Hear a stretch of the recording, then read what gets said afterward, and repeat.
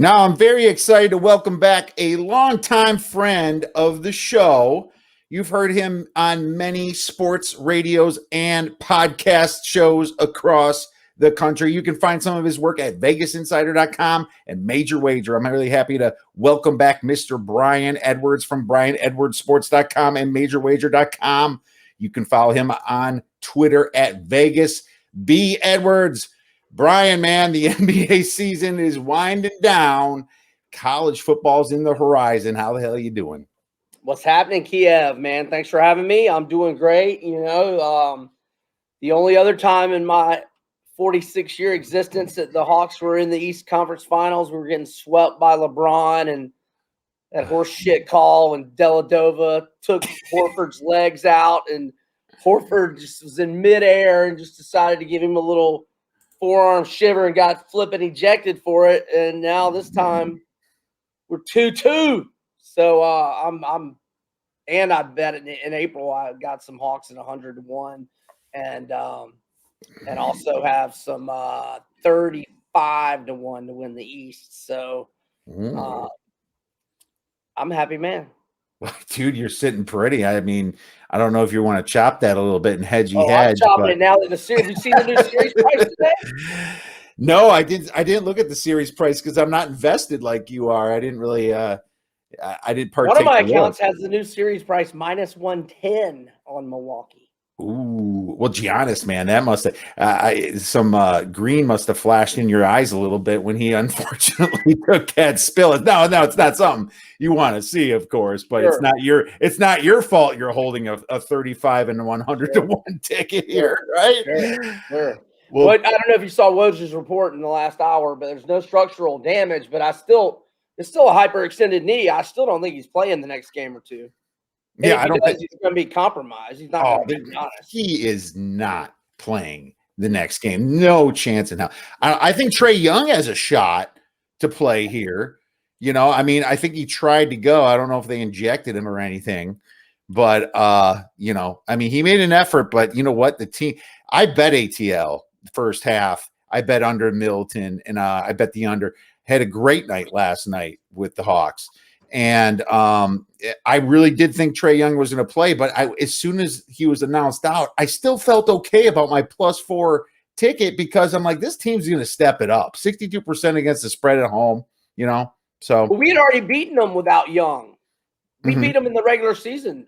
Beat them 111-104 without Young. And I mean, if you look back on the Hawks, I mean, obviously I'm a fan, so I'm way more dialed into them than everybody else. But okay, by the way, I just Googled how long does a hyperextended knee keep you out, and it says 2 to 4 weeks. That's what I thought he'd be questionable if they made the finals, man. I don't think he's coming back for this series, and I'll tell you right now, he's coming back the whole year. Well, I think we're going to win the series now. Hopefully, not. I think taking Atlanta, and I'm going to ask you. You're more NBA than me, but I'm thinking Atlanta's almost a free roll at was it plus? Is it was close to even money right now?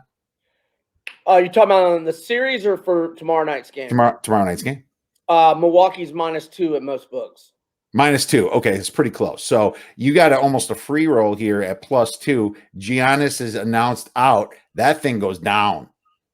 I cannot see Giannis come back at all. So well, I was listening to Doug Kazarian and Jeff Sherman. Jeff being one of the top guys on Jake Hornigate's staff at the Westgate. I was listening to the Daily Wager pod while I was in my car earlier, and Jeff said that they handicapped it or put the line out with the assumption that Giannis is definitely out. So he actually said that if Trae is out, it might go up to 3.5 or 4, and if Trae plays, it may go down to 1 or pick him. So I don't think there's going to be any.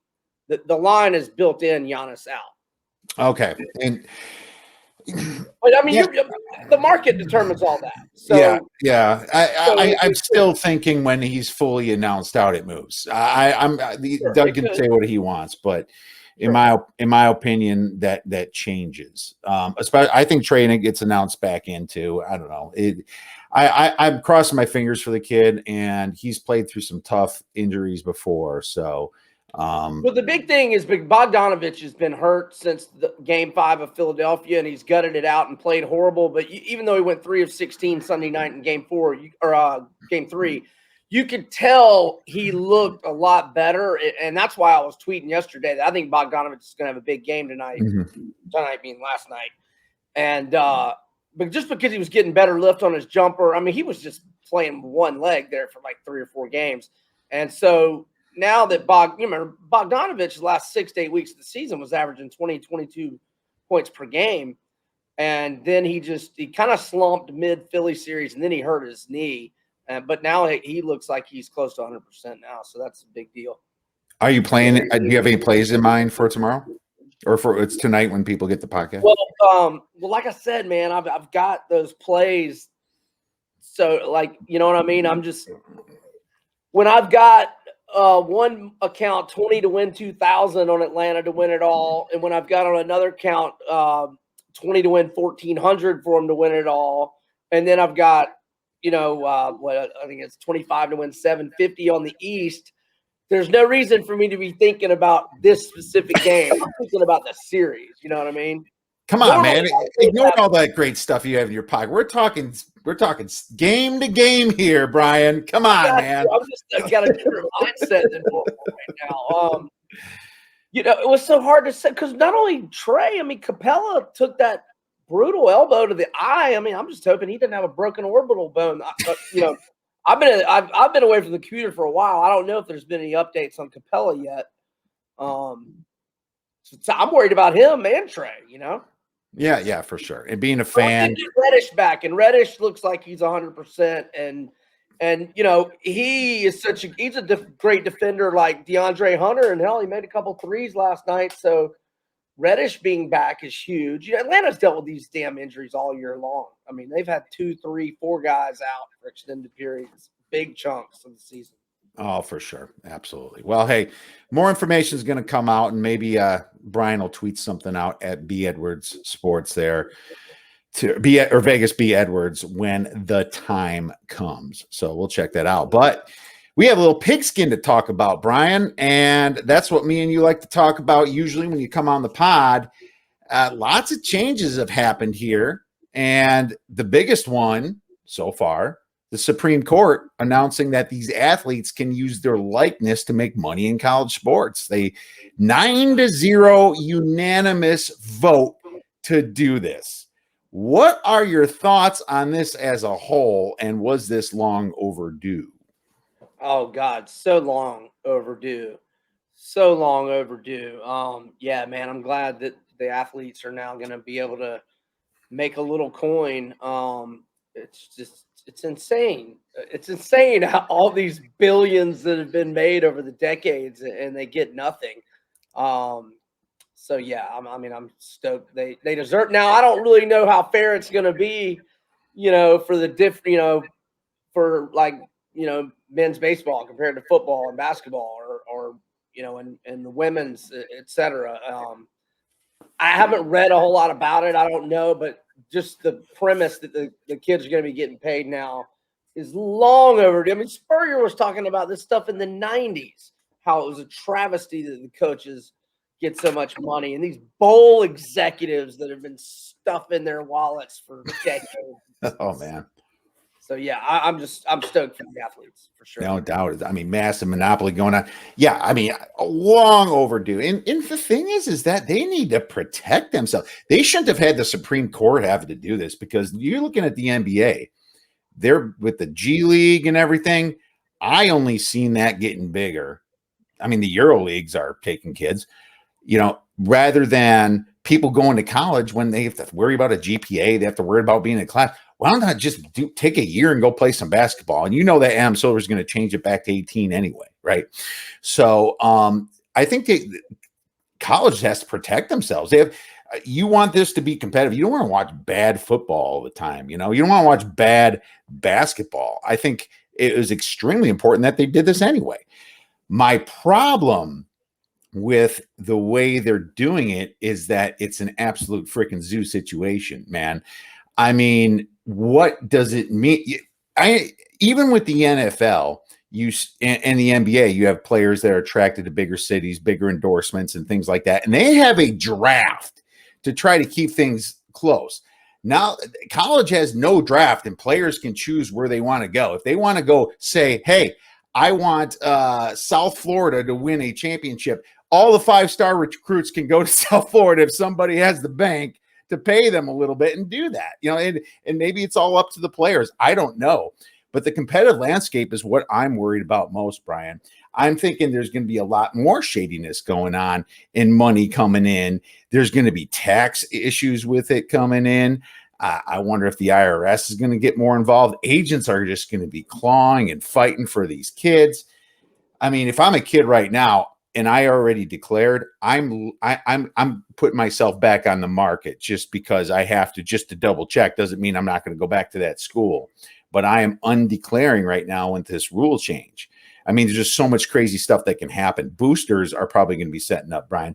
I think a better way of doing it would have been, especially because there's no draft, is at least try to control it in a way that that you can have boosters put in a fund and they can pay the players like that equally somehow. At least that way, there isn't as much shadiness going on. And that way, maybe you can kind of even it out through a conference. A conference can have their own rules saying, oh, this player is only allowed 50 grand max. I don't know. But isn't the possibilities just seem kind of endless right now?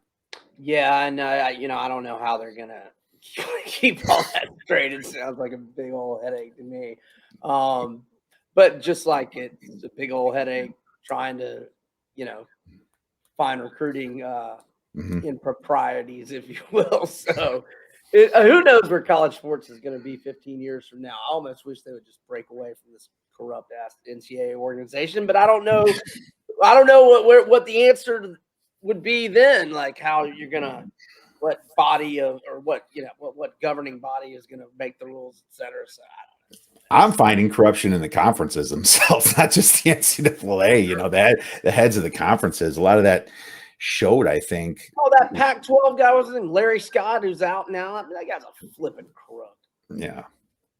Dude, and that stuff's been going on forever, and it's gotten worse and worse. It's all about money. And yeah, I'm happy that it's going to happen to players, but I'm very concerned about what's going to happen. It's funny. I heard a funny scenario. I think it was on Pro Football Focus where they said, what if the Ivy League schools has the richest folks out there, the billionaires, and maybe they pump up Harvard, Yale, and start bringing some recruits to them. When all of a sudden you're seeing Yale and MIT football teams become the next Alabamas in about 5 years. I'm not sure. Think that their alum base would have the most cash. You would think that. Yeah. And I rethought that, and I was like, well, it's not like there isn't money coming from all these major universities. You got to face it. There's multimillionaires from any of these universities just because there's been so many students that went to them. But I don't know. It's just so interesting to me, and I think the way that they're approaching it is sloppy, and they need to fix that. You can't have a draft. I mean, that's never going to happen. So I don't know. But that kind of piggybacks into my next question for you. There's been discussion about changing the playoffs to 12 teams, and maybe this feeds into it a little bit. Do you have any thoughts on doing that, and if that's overdue as well? Yeah, I'm cool with it, but that's me being selfish. Like if I was a player, obviously more games, more practice, more risk of injury. But now hopefully they're going to be getting paid, and they won't, and they'll be cool with it. Granted, it's only going to be a select amount of teams and therefore players that have those extra games, et cetera. And you think they'll be glad to have them. But just from a selfish point of view, more games, more bets, more. It works for me, especially with especially the way Saban's got that flipping dynamo of a program rolling, more teams allowed, more chances for the Gators to get in. So yeah, it all works for me. But I mean, I can understand, parents of athletes and there's other factors that I could see where people would not be as happy with it being a 12 team, but it all works for me. I love it. Well, I think it's great. And I think it's great for schools like Florida, Miami, UCLA. Look at it this way, there's 3 goals that you have as a 5-star athlete, right? 3 goals. The number 1 is getting to the NFL, no matter what. That's number 1. Number 2 is to win a national championship, for sure. And number 3 is to kind of play where your friends can go watch you, right? How often does that number 3 make a player that says, I kind of have to go to Alabama here? I'm going to make more money getting into the NFL. I'm going to get into the playoffs, probably almost guaranteed. My name's going to be in lights. But now that kid might stay at Miami. He might stay at Florida, whatever Florida school. They might stay at Wisconsin. I don't know, but there's no Florida school to talk about other than the Gators, bud. I'm sure there's been some Gator recruits that lost to Alabama, and it's just. Oh yeah, no, I'm just talking about FSU and Miami. I know. Down. I meant UCF. That's what I was talking about. Right. No, they probably are the second best program right now, man. Last 5 years. Last 5 years. Well, no, but here's the thing: it's going to even out the competition. And I think that evens out the spreading out of the talent. I think the talent spreads out a little bit more because of it. Now players don't have to feel forced that they have to transfer to Alabama and do something. Now, don't get me wrong. I still think Saban's probably going to draw the best program, but it might thin out a little bit. And with the payments and everything else, local kids might want to stay a little bit closer. So I'm interested to see that. And yeah, there's selfish reasons too, but I think there's reasons for competition, and it kind of brings bias out of it as well. It's like between the 4th and 5th team, there's been a lot of controversy, and hopefully that wipes it away. But I don't want to see anybody with an 11 or 12 seed and complaining with the 13 seed on who's going to be there. I don't want to see any of that, man. Right. If you're 13 and you don't get in, to hell with you, dude. Exactly. Do your business. And if there's too many teams, though, it ruins the regular season. I love the college football regular season. So I think 8 to 12 is probably. But I think it adds more to the regular season. Those 10 through 18 teams, numbers 10 through 18 are vying for those last couple of spots. So, I think it's going to add to the regular season. Well, they should be anyway. They should be vying anyway to get to win their conference anyway. Yeah, that's the way I look at it. But those 10 to 18 teams, there's a point where Oklahoma might be like, I'm going to rest my guy because we haven't lost yet. I'm probably getting in. This game's not as big of a deal. Maybe that's good for gambling because maybe we can sniff out those spots a little bit. When a team might let down, kind of like in the pro. There's going to be like a bye though, so you got to be like in the top 4, right? I'm assuming that's going to be like if it's a 12 team, the top 4 would get buys, right? Yeah, it would. Yeah, for then sure. you have 8 teams in the first round. Yeah, I would, and I'd be totally cool with that. Whatever's going to get the kids to show up and play. That's important. In other words, I'm saying like Oklahoma wouldn't want to rest their starters their last regular season game because just one loss could mean you don't get a bye. Well, they might already have that loss and will be in with 2 losses. Right. Just depending on the rankings. So I guess, and me and you are brainstorming. We didn't bring this up at all. This is kind of just like spitballing right here, but it's good stuff and it's good conversation. Good to think about. But what else is good is talking about some season win totals, my man. And college, you're one of the earlier ones like me. You get right into it. And I've heard you a few times already say a few of them that you like. Why don't you give the audience one of the games or multiple ones that you like? Well, I just got my Phil Steele mag on Friday, so I don't have a lot of them. But the one that really struck me right when the win totals came out was Boston College, which was a team that was good to me, really good to me last year. Now they only went 6-5, but straight up and against the spread. But I think I had them all 6 of those covers, and I'm trying. And actually, one of their non-covers was a push for me because I got them plus 14 against Notre Dame early that week. Now that line, ended up being like 11 and a half, but I got in on it Sunday, early Monday. And then, my huge bet really with them was Clemson. So you look at Boston College this year, the only game on the schedule that looks unwinnable is at Clemson, but they had the lead at Clemson last year, a big chunk of that game, and only lost 34-28. Right. And they had a loss to North Carolina where they cut it to 2 with, I want to say, like 45 seconds left, and they went for 2 and they like had a pick 6 on the 2-point conversion. So you look at the score, they lost 26-22, but they easily covered and they were going for the tie there on a 2-point conversion. So they've got 9 starters back on offense, 8 on defense. They might have the best wide receiver in the ACC in Zay Flowers, 56 catches, 892 yards, 9 touchdowns last year. I love Phil Dracovic, transfer from Notre Dame, who he got hurt, so he only played 9 games last year, or I'm sorry, 10 games. He missed the regular season finale, but he threw for 2,558 yards, 17-5 TDI and T ratio. They've got all their receivers back. They did lose Hunter Long, a stud tight end. I want to say he went in like the 4th or 5th round of the draft. And they also lost their 2 leading tacklers, but they addressed some of that with some transfers. They've got like, hold on, I know I got it in my notebook here, so I was writing down a bunch of their transfer stats. Yeah. Let's see, 1, 2, 3, 4. So they've got 7 transfers, and pretty much all of them have gotten considerable playing time at their previous schools. They've got Jaden Lars Woodbay, who was at FSU, has been starting since 2019. They got a couple UMass transfers, got a pass rusher, and they got a running back as well. So look, but the main thing about this play is really the schedule. It's so soft. I mean, here's the non-conference: Colgate at home, at UMass, at Temple. I mean, Temple was pretty good 4 or 5 years ago when Matt Rule had it rolling, but Temple's way down now. They get Missouri at home. I would think that I haven't seen a line in games of the year for that, but I would think that would be like a pick 'em, or one team favored by 2 or 3. So that's a very winnable game. Again, at Clemson's really looks like the unwinnable.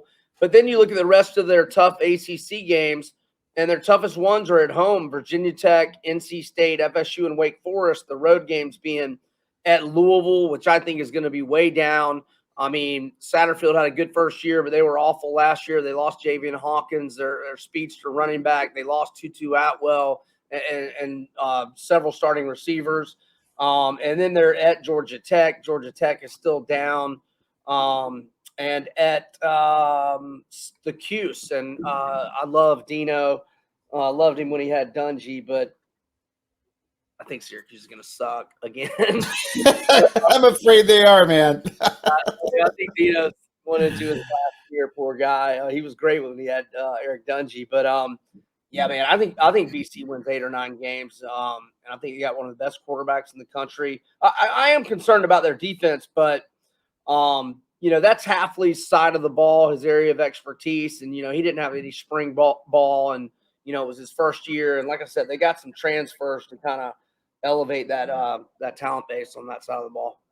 No, I don't disagree at all. As a matter of fact, I wanted to be on NC State because I thought they were going to kind of be the sneaker team. And I looked at their schedule and it's brutal.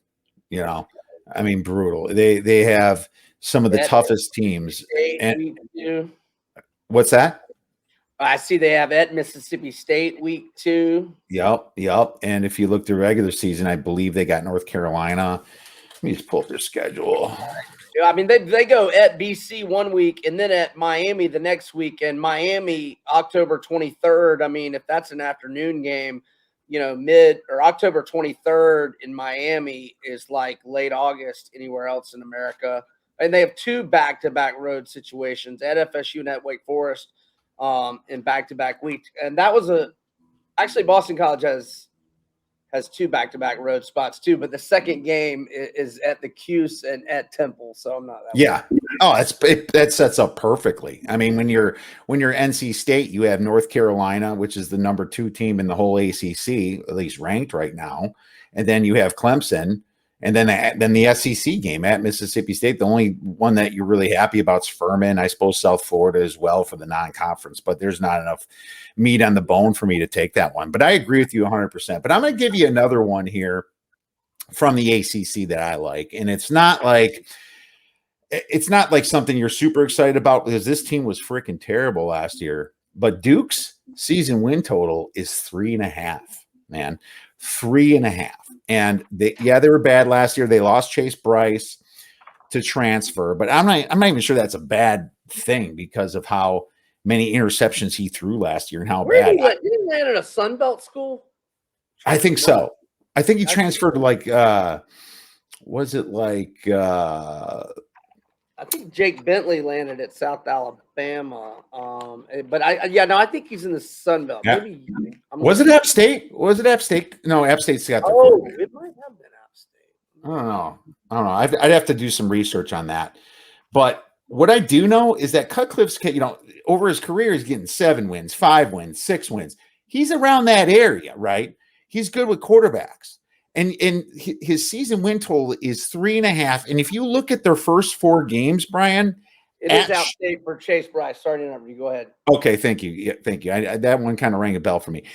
At Charlotte, and they blew away Charlotte last year, so I think that's got to be a win. Then they have North Carolina A&T. That should be a win. They get Northwest Kansas at home. Yeah, Kansas at home, and Northwestern is a team that should be better than them, but they are dead last in returning production. The Wildcats of Northwestern, dead last. Those first 4 games right there, very possible they go over their 3.5 right there. And that's even before they get into the ACC schedule here. When they get Georgia Tech at home and even Louisville at home on a short week, which is advantageous to the home team. What'd you say it was, 3.5? 3.5, man. I think I had to lay a little juice. I think I was minus 130, but I liked it and I hit it. No, that's sound reasoning. I mean, there's a lot of winnable games. That's a lot of winnable football games, right? And look, you've got debatably one of the best coaches in the ACC without a doubt. Maybe. I mean, he's not better than the Dabo, but I love Cutcliffe. Yeah, he always comes from left field too. He's kind of that guy's like you don't even think about him, and all of a sudden there he is right in your face here, winning a bunch of games. Georgia Tech, very winnable game. Pittsburgh's even somewhat winnable there. Louisville for sure, and then Miami's probably a loss at the end, but you never know what's going to happen. Yeah, very attainable to get over 4 wins, especially those first 4 games, man. I think that one stuck out to me. So sounds like we might have some agreement. Yeah, I'm looking at how you got to go look at all these teams because there's so many transfers coming into every school. They got a transfer from Notre Dame, one from Sparty, one from Pitt, and all those guys were 3-stars coming out of high school. They got some other transfers from some smaller schools. So, I don't disagree. A lot of winnable games for sure. All right, sounds good. Let's move on to the SEC a little bit. I mean, obviously your Gators are in that conference here. Gators had a great season last year. I mean, God, that SEC championship game. Wow, you guys really hung with Bama there. You hung with Bama better than Ohio State hung with Bama that last game. And those were both championships.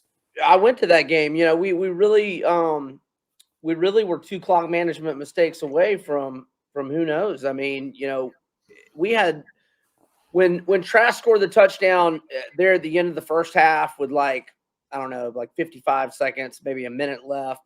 There was 25 seconds left on the play clock. And Mullen should have been dripping that clock. And then, when we cut it to 52-44 and we had 3 timeouts left and he sends out the extra point team. And then all of a sudden before the play, he decides to call a timeout. I'm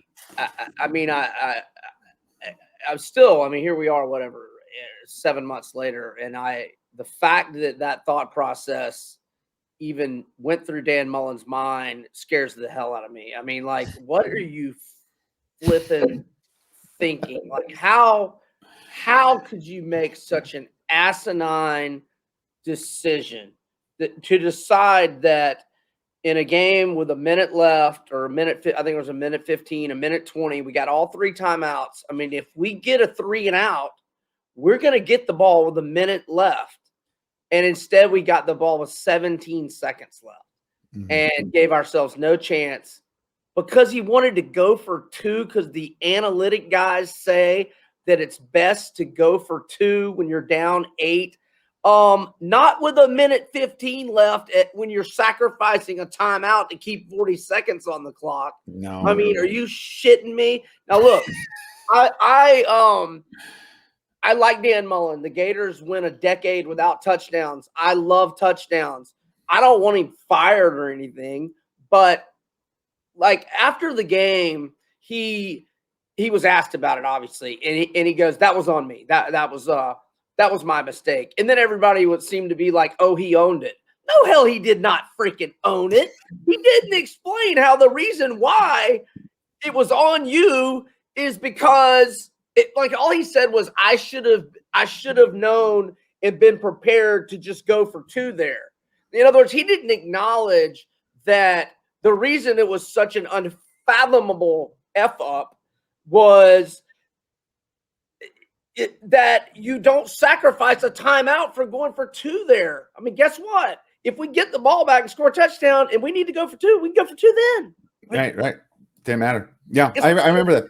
He made a Kirby Smart decision. A Kirby Smart. Or a Mark Richt.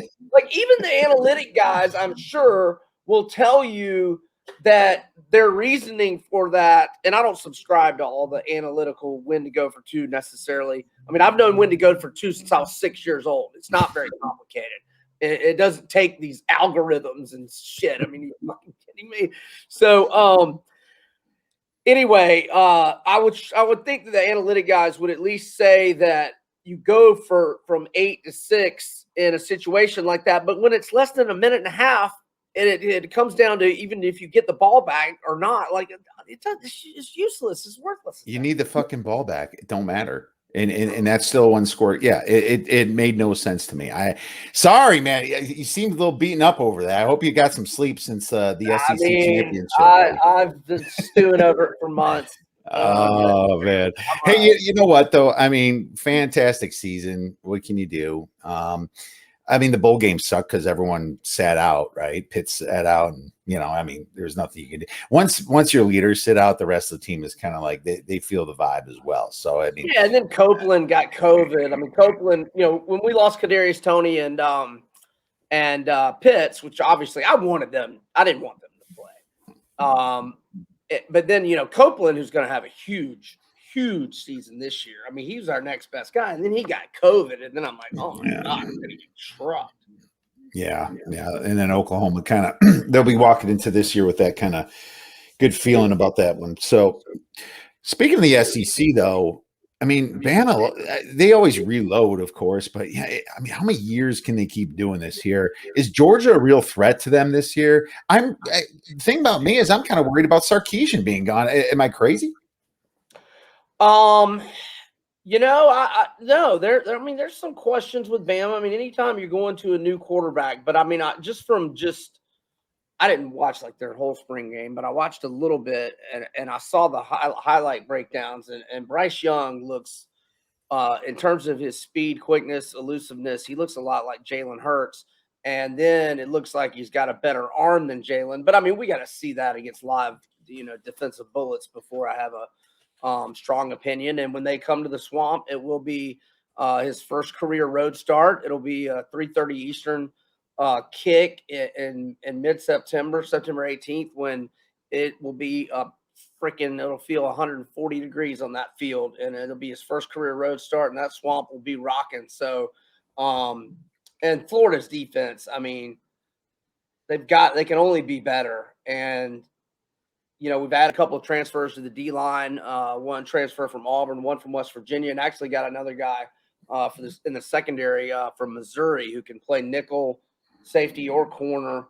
So I'm really optimistic about the Gators. I think Emory Jones is going to be good, but if he's not, that kid behind him, Anthony Richardson, I mean, I think he's going to be an absolute monster as well. But I think Emory will play well, and I think he'll use Richardson kind of like he used Emory with Franks and Trask. Let Richardson get a series in the first half, or definitely get a couple of plays here and there.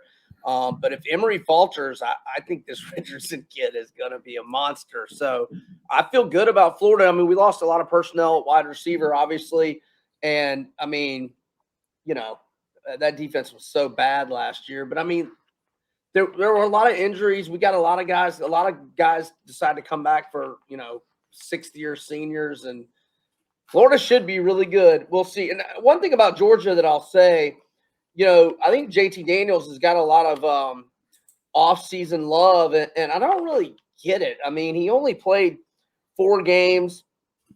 He had good stats, but it was against Mississippi State at home. They were favored by 25. They only won by 7. Then it was at South Carolina. Muschamp had already been fired. That was a garbage football team. Then they win big at Missouri, but Missouri had a bunch of COVID for that game. And then their offense didn't do anything against Cincinnati. And granted, Cincinnati's got one of the better defenses in the country last year, and I think they will this year. But I don't really get all the love for JT Daniels. And George Pickens, their star wide receiver, tore his ACL in the spring. And they only have 4 starters coming back on defense. And Kirby's not a very good game coach. So now I know they're loaded with talent because he's recruited, almost as good as Saban and Ryan Day, or maybe as good as Ryan Day. And I would say their recruiting classes are definitely in the top 3 or 4 in the nation the last, 3 to 5 years. I actually averaged the 3 years before, 2018, 2019, and 20. I don't count 21 here because in most cases those kids ain't seen the field, So, I mean, Alabama ranks 2.66 3-year recruiting, Clemson 6.66, Georgia 1.33. I mean, that's how good they've recruited in 2018, 2019, 2020. Florida's 10.66, and I'm using 24/7 rankings. So, I mean, Georgia, as far as recruiting, has been fantastic. Now, they've had a few transfers come and go too, and I don't know if 24/7 tracks that completely. I think they do a little bit, but I mean, I agree with you, JT Daniels. I didn't like JT Daniels back in the USC days, really, and I think there's some flaws in his game, and if it's straight up them against Alabama, I'm taking Alabama all day, even with a new quarterback and Bryce Young. So I agree, but you're not going to find any value on them. So, Yeah. With all that said, now Georgia really only got 3 losable games on their schedule. I mean, Clemson, Florida, and Jacksonville, and then at Auburn. I mean, everything else they should be favored by perhaps as many as 17 points in all 9 other games. Is Auburn going to be that good this year? No, I'm not saying Auburn's going to be that good, but Bo Nix, Patrick's son, Bo Nix is a really good quarterback at home. He's an abysmal quarterback on the road, and you just never know what's going to happen on the plains. So, I mean, that's potentially losable. I mean, Tank Bigsby is very good. No, I look, Georgia's a lot better than Auburn, but it's a road game. Right. No, very true. Very true. Well, real quick, Big Ten wise, I'm not done doing all my research, but I'm seeing Illinois with 3.5 wins with a brand new coach in good old Brett Bielema. And you would believe how much, right? he was a very disliked Wisconsin coach when he was there. I met him a few times back in Madison, and let's just say that he's not a fan favorite. And I think disliked for his personality. It couldn't have been for his W's and losses because it was great, right? He was feeding off the old Barry Alvarez teat, if you know what I'm saying. I think a lot of that was him, and I think his coordinator was Paul Chryst at the time. I think he was very fraudulent. I think that should have showed when he went to Arkansas, right? He didn't have his young wife yet, did he? Or did he only have her like the last year or two at Wisconsin? He acted like he didn't. I don't know if he was married at the time. I can't remember. But, I mean, him going to Illinois, I'm not sure a lot of players respect him. As a matter of fact, just announced today there are 6 transfers, players from Illinois that went to the transfer protocol. Now, I looked them all up today, and none of them were listed to start. But these are like, sophomore type kids, and they were all 3-star recruits. I mean, that's going to hit the depth of Illinois a little bit. And I look at Illinois' schedule here, and I only see one winnable game for sure. And I'll tell you why here. Let me pull it up. No, they get Charlotte and UTSA at home. See, here's the thing. I'm not convinced that they'll beat UTSA because I looked at UTSA. They're ranked They're going to be ranked second here in Conference USA behind UAB. They're returning a ton of production. I'm not convinced that's a win. I'll give them a half win for that. And yeah, of course, I'm going to give them Charlotte. But at Virginia, not so sure about that. Probably a loss. Maryland's going to be a better team this year. And if you remember, Maryland was able to put up a few points last year. They just need to get it together on defense. You know, Rutgers is going to be better with Schiano there. They've been stealing recruits left and right over the last couple years. Versus Wisconsin's a loss. At Penn State's a loss. At Purdue is a loss. At Minnesota's a loss. At Iowa's a loss. And the very end, Northwestern is going to be either getting from 2 to 3 and maybe 3 to 4, but I don't think they win that game anyway. So I'm kind of looking on the Illinois under, my man. And you know what? It's a honeymoon year for Bert. He's going to be fine.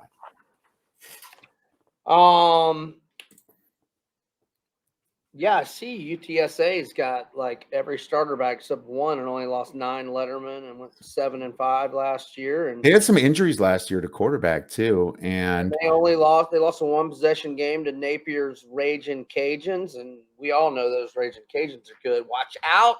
Week 1, Texas Longhorns. Watch out.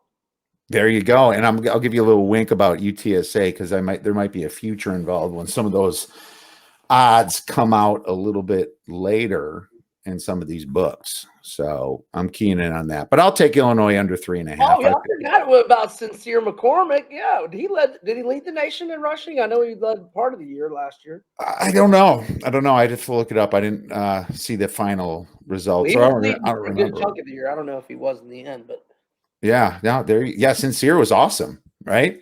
And yeah. Great name. Yeah, very, very good name, very cool name, very unique. So that's my thoughts. But we have a few minutes left here, and so I need to. Brian Edwards, I look at you as one of the UFC betting gurus, my man, and I'm so happy you're on the show because we have a big UFC event coming up. It's not this weekend, but it is the following weekend, UFC 264, where Conor McGregor gets his rematch against Dustin Poirier, and I kind of thought that he didn't deserve the initial rematch personally. I kind of thought that Gaethje or somebody should have been able to fight Poirier for that title. But either way, here we are.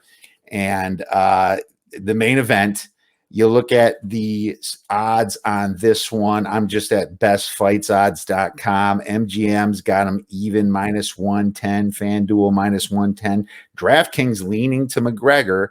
William Hill, of course, leaning to McGregor at -115. Have you any thoughts on this one? Yeah, I've already bet a little bit on Poirier. I'm probably going to bet more about like with Conor fights. I kind of always want to wait.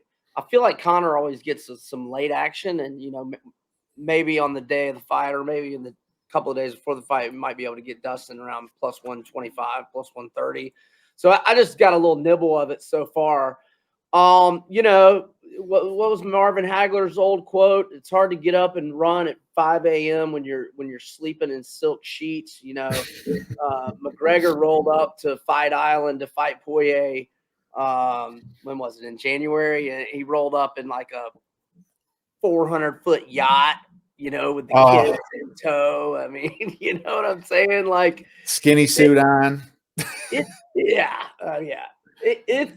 It's really difficult to be a savage when you've got hundreds of, or I don't know how many millions he's got. Look, if I had 1 million in the bank, and I'm not a savage with whatever I have in the bank now. I mean, can you imagine like having tens and tens of millions and wanting or not being worried about getting your mouth and your head busted up? I mean, I just don't think Conor's got it anymore. And that's not a knock on him. He was a savage coming up, and he earned every penny of that money he's got. And, but now Dustin's made some money here too. But I just think Dustin is so good right now. I mean, his fights are here. Let me look at his fights. I mean, going back really, other than the Khabib fight, and look, he went 3 rounds with Khabib, and he touched him up a little bit early second and early third. And remember, he had that guillotine there for like a good 45 seconds, and Rogan thought it was really tight. Obviously he wasn't able to finish it, and then when Khabib got out, he like submitted him like 5-10 seconds later. But you know, Dustin Khabib was pissed when that happened. yeah, he was pissed when he got out of there. But you know, you look at Dustin's fights recently. Okay, he takes some big shots from Conor in round 1, and then you know he's landing the leg kicks, and then I had Conor winning the fight at round 1. I think. I thought round 1 was Conor also. I thought round 1 was Conor. And then you go back, Hooker. I mean, he brutalized Dan Hooker in rounds 3 through 5. Max Holloway had won, what, 12, 13 fights in a row. I know he went up in class, you know, went up a division. But, you know, Dustin totally outclassed Max standing up. I don't care if he's a division higher than him. That is extremely impressive. And then, you know, before that, he destroyed Eddie Alvarez, and he beat Justin Gaethje, who is just an absolute savage. So, I mean, Dustin's form that he has been in for like 4 solid years now has just, the only person that has touched him is Khabib, right? I'm trying to think his last loss. Oh, the last loss besides Khabib, I believe, was Michael Johnson, and Michael Johnson got a first-round knockout. But Michael Johnson's got great hands. I mean, he can. There's no shame in that, really. I know Johnson's struggled and lost a lot of fights lately, but just Dustin's in great form right now. And look, I mean, look, I won't be shocked. I wouldn't put it past Conor to have a masterful performance and win in round 1. But the longer this fight goes, it favors Dustin. He took some of Conor's best shots. I like Dustin. You like Dustin, yeah. Yeah, Conor was fantastic. And you know what? The guy markets himself well. And I think his Irish backing, those guys, his fans help market him well. And his cockiness, it just kind of feeds into why he's the highest paid fighter. And it's not just obviously UFC, it's also a bunch of endorsements. But the truth is what I did see with Conor is that he is getting a little bit dizzier, you know, as he gets older. His jaw is not quite as good as it was. And I think we found out he was dazed after Poirier hit him a couple soft times. I didn't think they're that hard of hits. And I think Poirier knows that. I think Poirier knows he's got the advantage. Conor's going to have to go in like an absolute psycho to beat him. And I think Poirier probably expects it. And even money right now, my money's on Poirier. I didn't bet it, but I am considering it. And you know what? The thing is, if you like Poirier, I think you wait. You know, I think you wait, because the Conor McGregor is that money's gonna come in, and it's gonna push it all the way up to -140. There's gonna be people that are saying the last fight was Conor -200. This is a deal you're getting, you know, without even thinking about the metrics between the fighters themselves. You know, you see that all the time.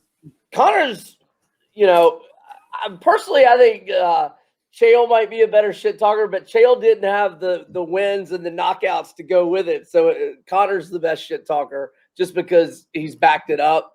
And so I'm telling you, I fell for it last fight. I'm ashamed to say it, but I ended up betting on Conor. I did too. I did too. And I let him talk me into it the week of the fight. I let him talk me into it. And so to your listeners that are bettors, don't fall for it, because he will talk you into believing he's going to win this fight, but I really don't think he does. I mean, he can win it, certainly. He's still got a ton of power in that left hand, and he's still got great skills, but I don't think he's got the chin anymore. And I think Dustin wins, but don't let him talk you into it. I fell for that freaking last time, and I'm so ashamed that I did that, because I'd been backing Dustin like 8 fights in a row, probably. Yeah, right. And does the winner fight Oliveira, or is he matched up already? Well, they haven't really. Yeah, I mean, probably. Yeah, I would think so. Officially said it. Yeah, it would be them or Gaethje, I guess, but we'll see. Anything else in the? I know it's way early, and thank you for talking about it. Did anything else in the cards stick out to you? Because I have one that I do want to ask you about. Go ahead and ask me. All right. Well, it's you know, here's something that I found. And I think I found some weakness in the undercard. I think anybody that wants to get an advantage, you probably should start in the undercard when it comes to your sports betting. And I think there's the most value in it.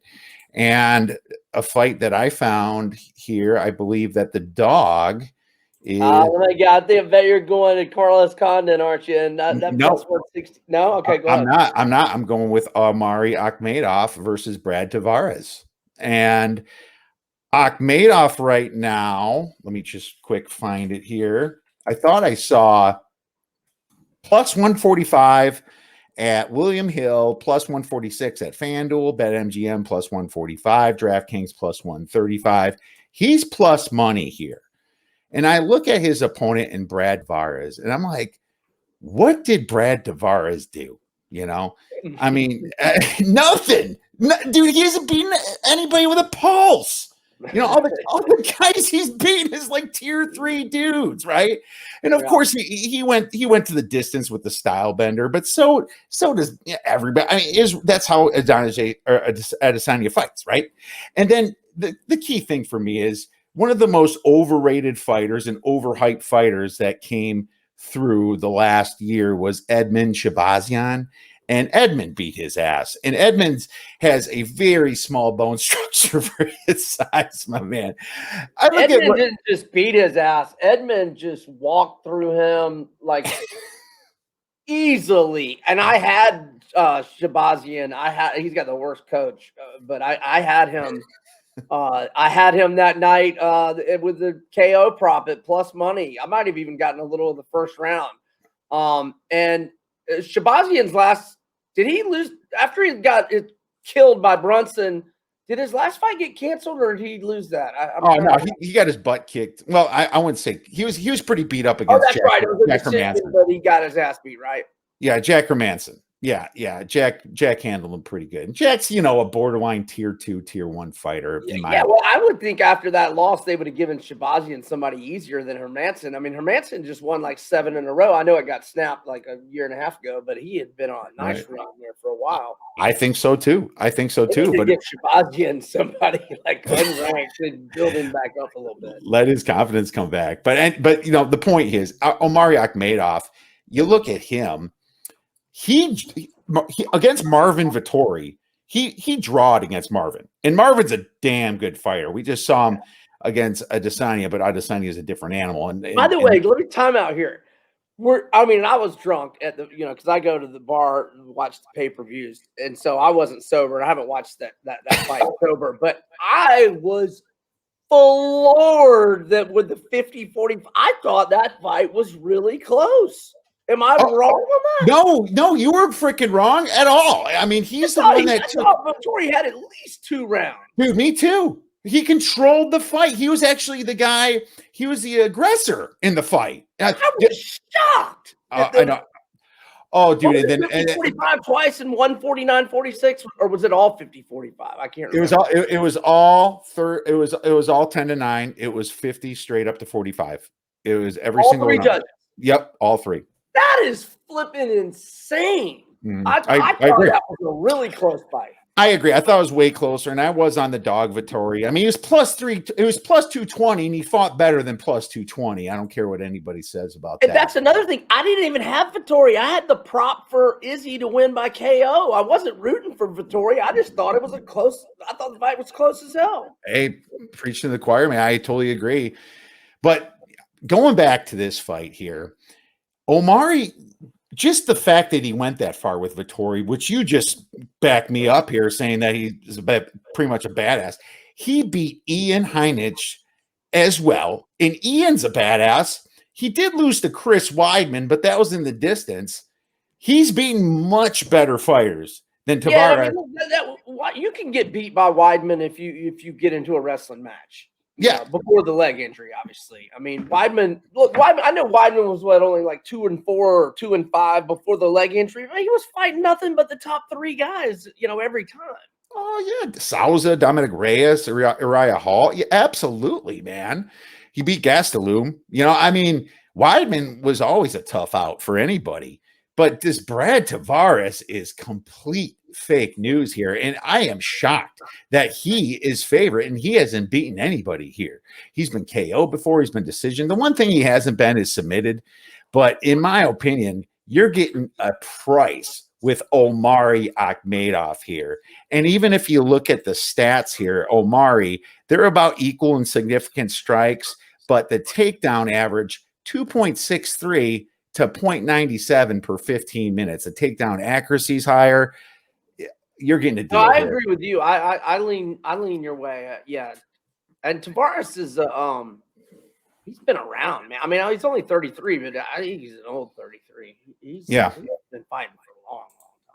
Yeah, absolutely. Both of them are 33.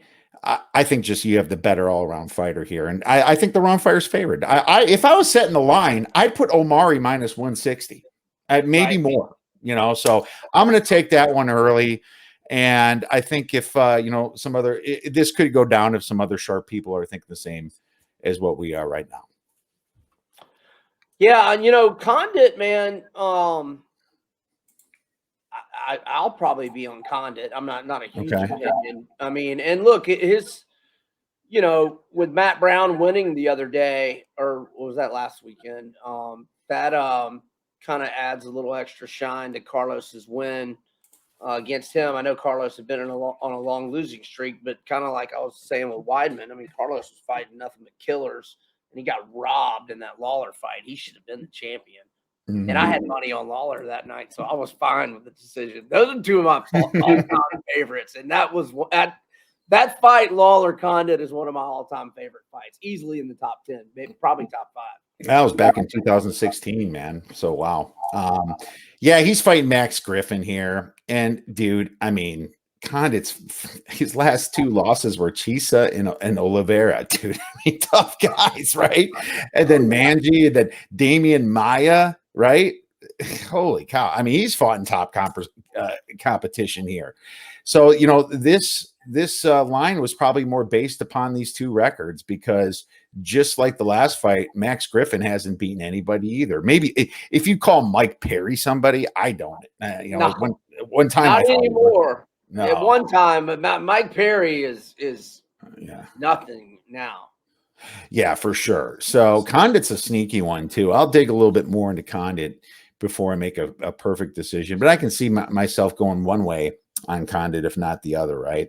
Condit's gotta have a. So I'm looking at Griffin's 5. Oh, Condit's only 6'1". Seems like he's a lot taller than that. But he's definitely the bigger guy. I mean, I know he's not that thick because he's so long, but yeah, I like Condit there a little bit. He's built himself back up with a couple wins, got his confidence back. I think he'll beat Griffin.